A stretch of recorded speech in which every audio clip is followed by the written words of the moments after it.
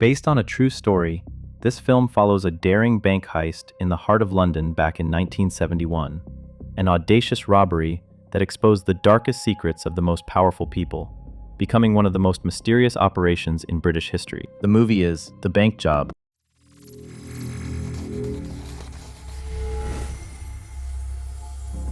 Terry Leather is the owner of a small London garage, struggling to make a living by selling used cars. His business is deeply in debt, and his creditors are constantly breathing down his neck. Knowing about his past as a petty criminal, his former acquaintance Anna offers him a chance to pull off a bank heist. They meet up, and Anna explains that she learned from a contact about constant glitches in the security system at the Marylebone Bank, which is about to be replaced. The maintenance work will take a week, giving them a perfect window to break into the safety deposit boxes filled with undeclared cash and jewelry. Terry takes some time to think it over, unaware that just a couple of weeks ago, Anna was caught at customs returning from Morocco with a stash of illegal substances. To escape prison, she had to reach out to an MI5 officer named Tim. He uses his connections to bail her out, but his help comes with a price. The British Secret Service needs to retrieve compromising photos of a member of the royal family. These pictures are kept in a safety deposit box at the Marylebone Bank, belonging to Michael X, a dangerous pimp and drug dealer. He gets away with his crimes by blackmailing the authorities with these photos, always staying untouchable. The head of MI5, Mr. Miles, assigned this mission to Tim with one strict condition: the government's hands must remain completely clean. Anna does not notice that a cautious Terry returns and spots her meeting with Tim, who has been keeping a close eye on them. Later, Terry meets with his old friends, Dave and Kevin. They agree to join the heist and let Anna know. She has already rented a safety deposit box in the bank to scout the layout without raising suspicion.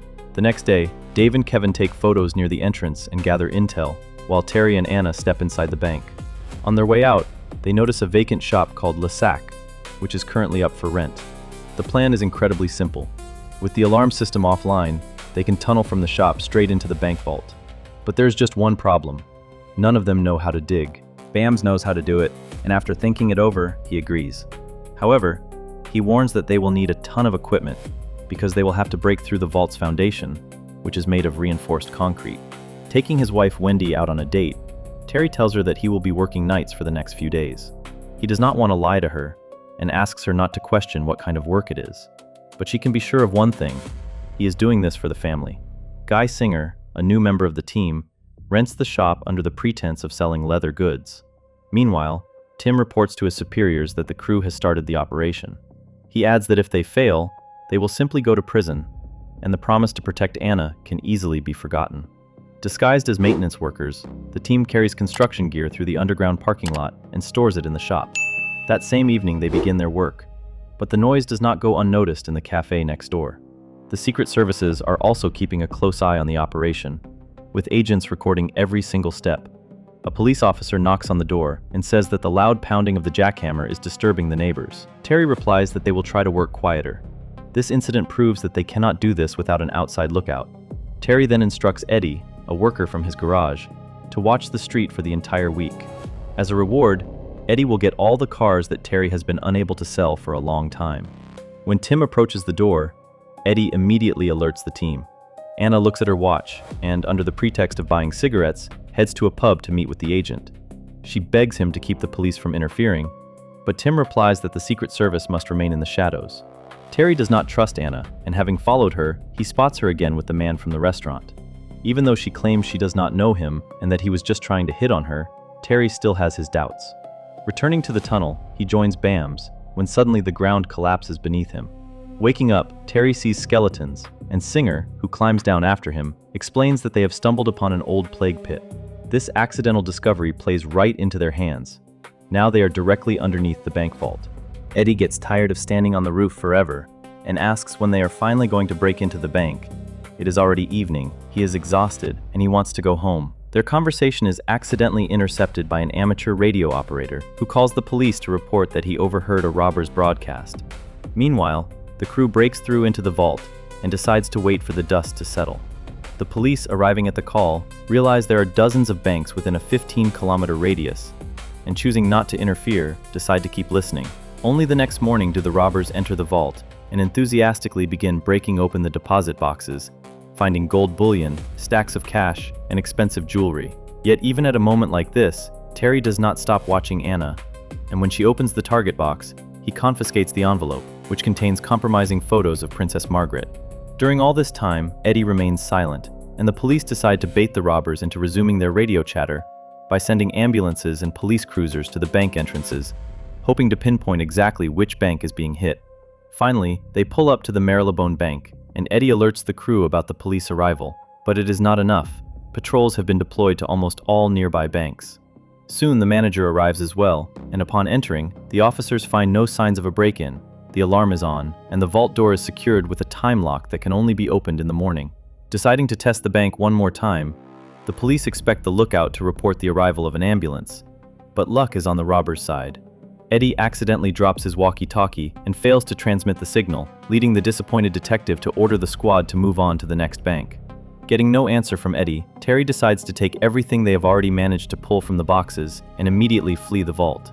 Spotting a van driving out of the parking lot, the agents pull it over, but the driver claims he was paid £50 just to deliver the vehicle to the airport. Terry reveals that he does not trust Anna's contact, who tipped them off about the bank, which is why he decided to swap the getaway van. Reaching their safe house without any trouble, the crew begins dividing the loot and discovers other photos compromising members of parliament. After Bams and Singer leave, Terry demands that Anna confess to everything, as her behavior has been suspicious from the very start. She tells him everything she knows, emphasizing that the Secret Service only wants the photos and that they can keep the loot. Terry realizes that her actions have compromised the crew, and now they are in grave danger because they have seen what is in those photos. Tim's superiors reprimand him for letting the robbers slip away, but the agent reassures Miles that Anna will definitely get in touch. The next morning, the bank management discovers that the vault has been completely cleaned out, and the newspapers report a theft of £300,000, even though the actual amount stolen by the robbers is $3 million. Soon, Tim calms his bosses by informing them that Anna called and is ready to meet. The robbery affects many wealthy individuals, including Lou Vogel, the owner of illegal brothels who bribed the police to look the other way. When Captain Jerry Paulson, one of the dirty cops on Vogel's payroll, reports the break-in at the Marylebone Bank, Lou admits that he kept a ledger there containing the names of everyone who took bribes from him. Soon, Michael learns from Vogel that his safety deposit box was also cleaned out, putting his immunity at risk.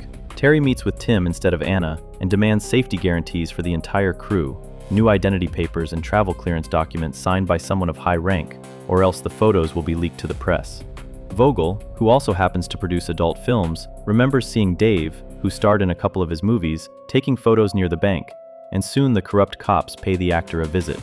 Unable to withstand the torture, Dave confesses everything, and when the dirty cops head to Anna's apartment, they run into MI5 agents. Realizing they have nothing to gain there, they go to Terry's garage and abduct Eddie.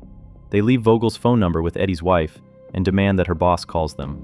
Meanwhile, Wendy hears her husband's voice on the radio. The police have broadcast a segment of the robbers' intercepted chatter, hoping someone will recognize them. Terry calls the garage, and Ingrid tells him that her husband was taken by the police, leaving only a phone number behind. At the same time, the Prime Minister learns from Sonia, the madam of an elite brothel, that his photos were also kept in the vault, and now he must act fast to get them back. Terry gets in touch with Vogel, who demands the return of the photos and the ledger, but when Terry replies that they do not have any ledger, Dave is murdered right in front of Eddie. Vogel gives Terry just 1 hour to find the ledger, or Eddie is next. They rush to the car and find the documents listing the names of every corrupt police officer in London. Meanwhile, Bams and Singer are attacked, and both are killed. Through MI5, the Prime Minister learns that they know everything, and a preemptive press statement is being prepared. An hour later, Terry calls Vogel and schedules a meeting for the morning, warning him that if Eddie is not alive, the ledgers will end up at Scotland Yard. Returning home, he tells Wendy about Dave's death and begs her to leave the country if anything happens to him. After that, Terry goes to Tim and hands over the photos so they can print the new passports. He admits that one of his men was killed, but the agent does not care. The bank held dirt on many powerful people, and MI5 only wants the photos. Terry must handle everything else on his own. From the newspapers, the crew learns that the bank robbery investigation has been assigned to Detective Roy Given. His name is not on the list of corrupt officers, which means he is honest and can be trusted. Terry decides that such a man might be interested in the evidence, and Kevin heads to the police station. Showing Given a portion of the list, He tells him that the man who wrote it will be at Paddington Station at 11 in the morning. When Vogel arrives there with Eddie, Jerry recognizes the MI5 agent he saw at Anna's apartment. Realizing it is a trap, they immediately leave. A minute later, Lord Mountbatten arrives at the station, and in exchange for the princess's photos and a document granting the crew immunity from prosecution. After surrendering the photos, Terry rushes after Vogel and, catching up to him, beats him half to death while Eddie is being forced into a car. Jerry orders the officers to assist Vogel, but Terry, going into full Jason Statham mode, uses a brick and some quick thinking to disarm the cop.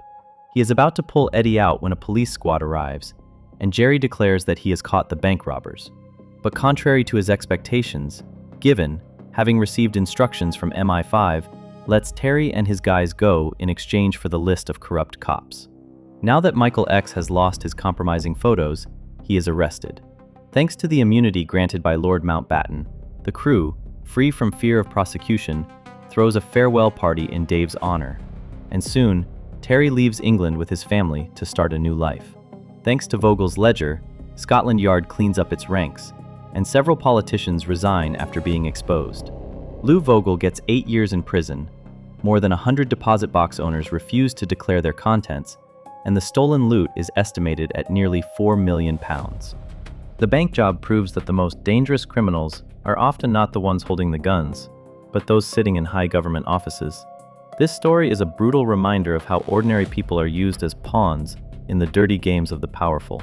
In the end, Terry and his crew did not just rob a bank. They exposed a corrupt system that was far more rotten than any criminal underworld.